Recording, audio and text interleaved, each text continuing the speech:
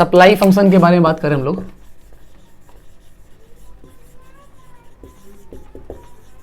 ठीक है, supply function के बारे में क्या है, डिटर्मिनेंट्स अफेक्टिंग सप्लाई, ठीक है, ऐसे कारक जो किसी वस्तु की सप्लाई को अफेक्ट करते हैं, ठीक है, कौन कौन से हैं? Supply function study the functional relationship between the supply of the commodity and its various determinant. क्या फंक्शन है ये कि सप्लाई की, वो वस्तु की जो सप्लाई है, कोई कमोडिटी है उसकी सप्लाई और को अफेक्ट करने वाले जो है कौन कौन से फैक्टर्स हैं उनके बारे में बात करता है, ठीक है। जरा एक इक्वेशन लिखते हैं, सप्लाई ऑफ एक्स बराबर फंक्शन क्या क्या है, देखो प्राइस ऑफ एक्स, ठीक है, मतलब ये क्या कह सकते हो, प्राइस ऑफ ओन गुड्स, ठीक है ना। उसके बाद होगा आपका प्राइस ऑफ रिलेटेड गुड्स, है ना, फिर हो जाएगा नंबर ऑफ फॉर्म्स, ठीक है, और उसके बाद है आपका गोल ऑफ द फॉर्म, ठीक है, गोल ऑफ द फॉर्म, और उसके बाद है आपका प्राइस इन फ्यूचर, नहीं फैक्टर्स, प्राइस ऑफ फैक्टर्स, ठीक है, ठीक है, या फैक्टर्स, हाँ फैक्टर्स ऑफ प्रोडक्शन, ठीक है, और उसके बाद है एक्सपेक्टेशन, स्टेट ऑफ टेक्नोलॉजी, अच्छा टेक्नोलॉजी है, पहले टेक्नोलॉजी है, ठीक है, और उसके बाद है एक्सपेक्टेड प्राइस ऑफ, ठीक है, और फिर उसके बाद है क्या, गवर्नमेंट पॉलिसी। ये लो जी, इतने सारे आपके वो हैं, 1 2 3 4 5 6 7 8, ठीक है ना, गवर्नमेंट पॉलिसी, ठीक है। इस तरीके से इतने जो है आपके फैक्टर बनते हैं। अब एक एक करके ले लेते हैं हम लोग, क्या अफेक्ट करता है किस तरीके से। सबसे पहला है आपका क्या, प्राइस ऑफ रिलेटेड गुड्स, नहीं ओन गुड्स ना, प्राइस ऑफ द कमोडिटी। अच्छा एक चीज याद रखना, प्राइस को छोड़ के बाकी के जितने भी ये अदर फैक्टर के अंदर आते हैं, ठीक है, ये प्राइस ऑफ द कमोडिटी, ठीक है। तो प्राइस ऑफ द कमोडिटी और सप्लाई ऑफ द कमोडिटी दोनों में पॉजिटिव रिलेशन होता है। क्या होता है? पॉजिटिव रिलेशन होता है, ठीक है, ठीक है, पॉजिटिव रिलेशन होता है, ठीक है। और क्या खासियत होती है, देखो जैसे जैसे कहते हैं कि इसको जो है लॉ ऑफ डिमांड भी, लॉ ऑफ सप्लाई भी कहा जाता है, ठीक है। जैसे जैसे कीमत बढ़ती है, ठीक है, वैसे वैसे सप्लाई भी बढ़ती जाती है, ठीक है। डेफिनेशन पढ़ते हैं एक बार, on price of the commodity there is a direct relationship between the on price of the commodity and its quantity supplied. Generally higher the price, higher the quantity supplied. जब प्राइस बढ़ेगा तो quantity supply भी बढ़ेगी, ठीक है। And the lower the price, lower the quantity supply, अगर price गिरेगा तो सप्लाई भी गिर जाएगी, ठीक है। दूसरा पॉइंट क्या है, price of related goods, price of related goods, ठीक है। देखिए जी क्या कह रहा है, supply of the goods depend upon the price of related goods. Consider form selling T if the price of the coffee is rise in the market. अगर हम मान के चले हमारा जो प्रोडक्ट है वो टी है, ठीक है, और मार्केट के अंदर कॉफी के प्राइस बढ़ जाते हैं, ठीक है, the firm will willing to sell the less tea at its all existing price, ठीक है। कॉफी के अगर प्राइसेस बढ़ जाते हैं, ठीक है, इसका मतलब क्या है, लोग जो है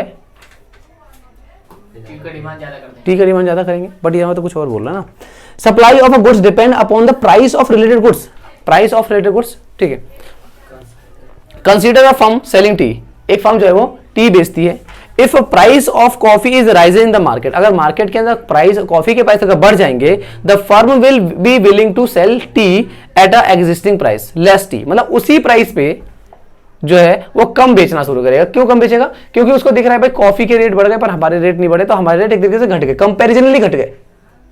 कॉफी हमारा प्रोडक्ट नहीं है, हमारा प्रोडक्ट टी है, पर कॉफी का प्राइस बढ़ गया तो हमारे उसके कंपैरिजन में रेट हमारा गिर गया ना, समझ में आई बात, ठीक है। तो in comparison the firm will be willing to sell less tea at a existing price, the quantity of tea will be sold only at a highest price, ठीक है। तो अगर ज्यादा प्राइस बढ़ेगा तो ही जाकर के ज्यादा बेचा जाएगा, ठीक है।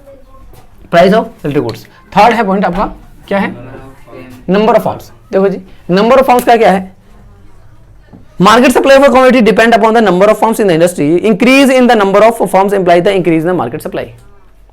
अगर नंबर ऑफ फॉर्म बढ़ेगी तो मार्केट सप्लाई बढ़ेगा। भाई अगर 100 एक प्रोडक्ट एक फॉर्म भी बना रही है और 10 फॉर्म है तो 1000 प्रोडक्ट हो गए, समझ में आई बात। मतलब कहने का ये है कि जितने ज्यादा नंबर ऑफ फॉर्म बढ़ती जाएगी सप्लाई उतनी ज्यादा बढ़ेगी, जितनी ज्यादा नंबर ऑफ फॉर्म कम होती जाएगी, ठीक है, सप्लाई भी कम होती जाएगी, ठीक है। उसके बाद है goal of the form, number of firm, goal of the firm, goal of the firm. देखो जी, if the goal of the firm is to maximise profit, अगर प्रॉफिट मैक्सिमम करने का अगर गोल है, उद्देश्य है, ठीक है, तो क्या होगा, more quantity of the commodity will be offered at a higher price, higher price पे ज्यादा क्वांटिटी ऑफर किए जाएंगे, ठीक है। On the other hand if the goal of the firm is maximum sale, अगर सेल करने की अगर बात आएगी तो क्या होगा, लेस प्राइस पे ही ज्यादा से ज्यादा सप्लाई किया जाएगा। अगर आपका गोल जो है वो प्रॉफिट है, तो प्रॉफिट के केस में क्या करोगे आप हमेशा हायर प्राइस पर सप्लाई जो है वो ज्यादा करोगे। पर अगर गोल आपका सेल मैक्सिमम करना है, तो आप लोअर प्राइस पर, ठीक है, लोअर प्राइस पर क्या करोगे, आप सप्लाई जो है ज्यादा करोगे, ठीक है। कम रेट पे अगर ज्यादा माल बेचूंगा तब जाकर के तो मेरी सेल ज्यादा बढ़ेगी। तो सेल बढ़ाना है या प्रॉफिट कमाना है तो ज्यादा रेट पे जो है ज्यादा सेल करने की कोशिश करूंगा, सप्लाई ज्यादा करूंगा, ठीक है। नेक्स्ट है हमारा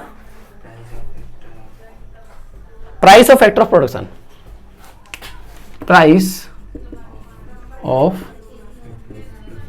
फैक्टर ऑफ प्रोडक्शन।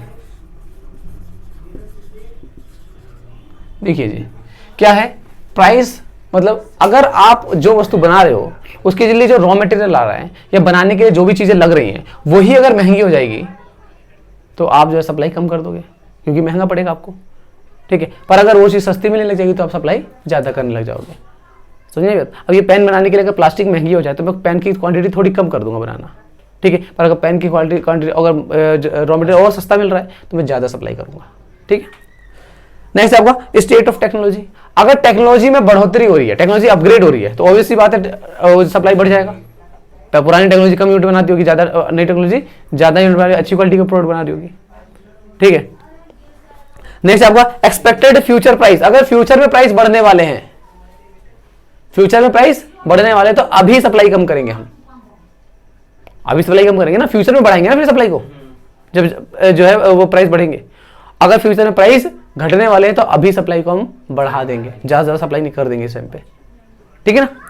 नेक्स्ट आपका गवर्नमेंट पॉलिसी, अगर गवर्नमेंट ने ही पॉलिसी निकाल दी है कि भाई इतने से ऊपर नहीं जाना है प्राइस में, जैसे मेडिसिन के ऊपर होता है कि भाई एमएसपी लगा दिए थे, मैक्सिमम सेलिंग प्राइस लगा दिया कि भाई उससे ऊपर नहीं जाओगे, ठीक है। इसी तरीके से किसानों के लिए जो प्रोडक्ट होता है उस पर एमएसपी लगता है, उससे सस्ता नहीं बेच सकते किसान, उससे महंगा बेच सकते हो, किसानों से आप सस्ता नहीं खरीद सकते क्योंकि किसानों को नुकसान होगा, समझ बात। तो इस वजह से जो है गवर्नमेंट की भी अगर कोई पॉलिसी आ जाती है तो उस पॉलिसी के तहत अगर गवर्नमेंट की पॉलिसी हायर है तो क्या करना पड़ेगा, सप्लाई ज़्यादा करेंगे हम लोग, ठीक है। और अगर प्राइस लोअर है तो सप्लाई कम करेंगे, ठीक है।